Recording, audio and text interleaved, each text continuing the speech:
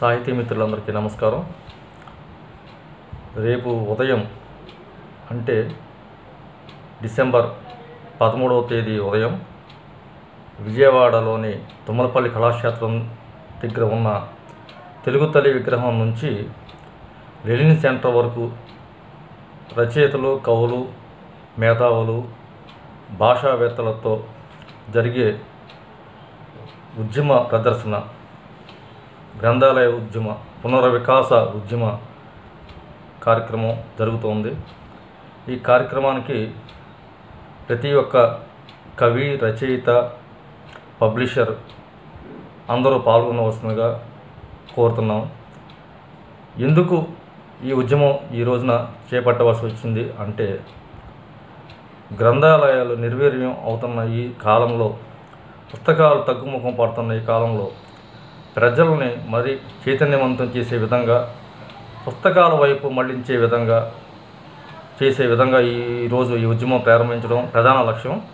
రెండవ లక్ష్యం ఏంటంటే, రచయితలు ప్రచురించుకునే పుస్తకాలు ప్రభుత్వం కొనుగోలు చేసే విధానం దాదాపు 10 సంవత్సరాల నుంచి చాలా వెనకబడి ఉంది.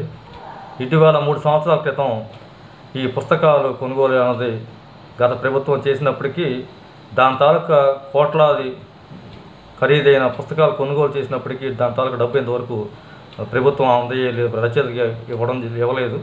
కనుక ఈ అంశం మీద కూడా దృష్టి పెట్టుకొని మనం 2 అంశాల మీద, ముఖ్యంగా ప్రజల్ని చైతన్యవంతం చేసే విధంగా, పుస్తకాల వైపు దారి మళ్లించే విధంగా, అదేవిధంగా రెండవది రచయితల పుస్తకాలు కొనుగోలు, పబ్లిషర్లు ప్రచురించే పుస్తకాల కొనుగోలు విషయంలో కూడా ప్రభుత్వం మీద ఒత్తిడి తీసుకువచ్చి ప్రతి సంవత్సరం, అంటే ఈ ఒక్కసారే కాదు, ప్రతి సంవత్సరం లైబ్రరీ సెస్ ఏదైతే ఉందో ఆ సెస్ ద్వారా వచ్చే ఆ డబ్బుతోనే పుస్తకాలు కొనుగోలు చేసే విధంగా ప్రభుత్వం మీద మనం ఒత్తిడి తీసుకొచ్చి రావాల్సిన అవసరం ఉంది.